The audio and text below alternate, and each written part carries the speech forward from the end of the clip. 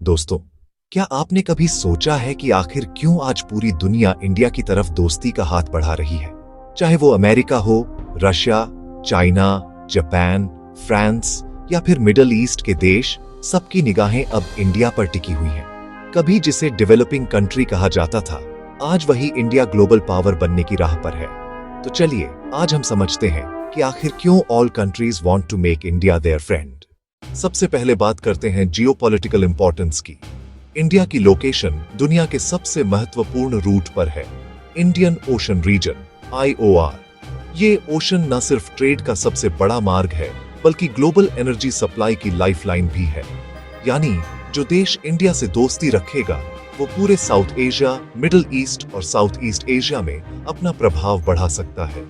India की borders 7 देशों से जुड़ी है और उसकी सी एक्सेस पूरे इंडो पैसिफिक रीजन में फैली हुई है।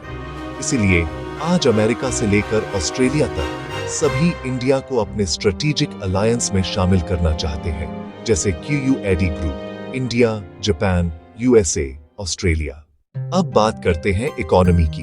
2025 में इंडिया दुनिया की 5th लार्जेस्ट इकोनॉमी बन चुका है और अगले कुछ सालों में 3rd लार्जेस्ट इकोनॉमी बनने की ओर बढ़ रहा है। वर्ल्ड बैंक और IMF दोनों ने माना है कि इंडिया की GDP ग्रोथ रेट दुनिया में सबसे तेज है। मैन्युफैक्चरिंग से लेकर इंफॉर्मेशन टेक्नोलॉजी, IT और स्टार्टअप्स इकोसिस्टम तक इंडिया आज इनोवेशन में टॉप देशों में गिना जाता है।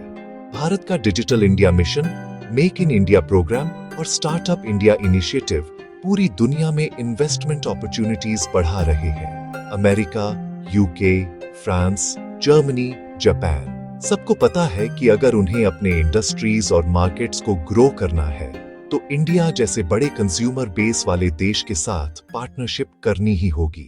इंडिया सिर्फ इकोनॉमी में ही नहीं, बल्कि डिफेंस में भी सुपर स्ट्रॉन्ग बन चुका है। इंडियन आर्म्ड फोर्सेस आज दुनिया की सबसे पावरफुल आर्मीज में से एक है।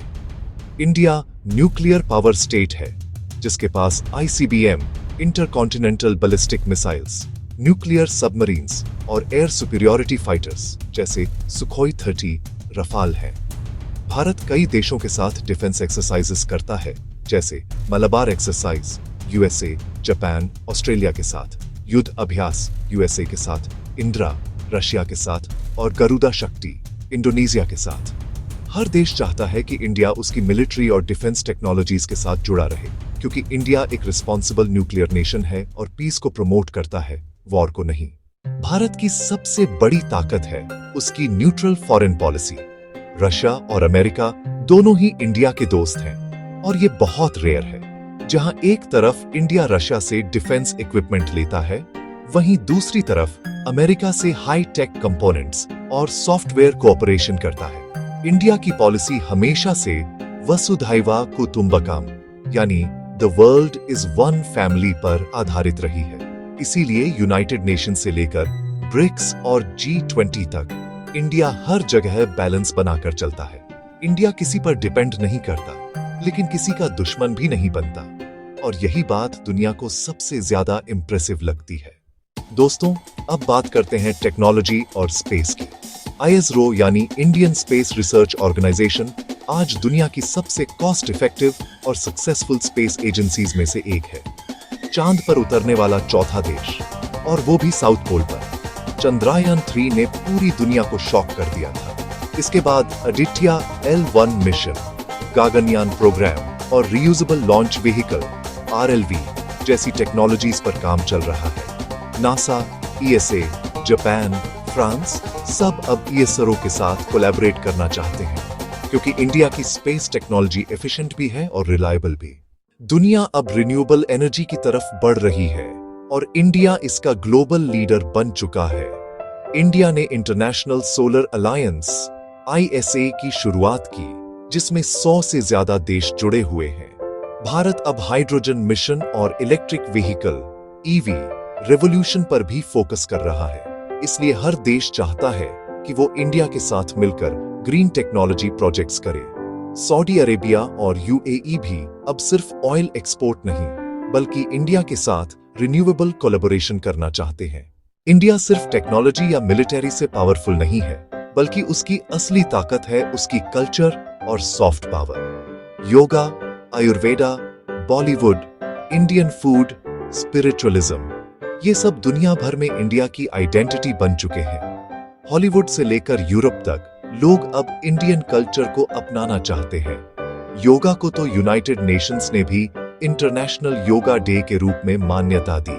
जब कोई देश सिर्फ अपनी ताकत से नहीं बल्कि अपनी वैल्यूज से भी दुनिया को इंस्पायर करता है तो सब उसका दोस्त बनना चाहते हैं।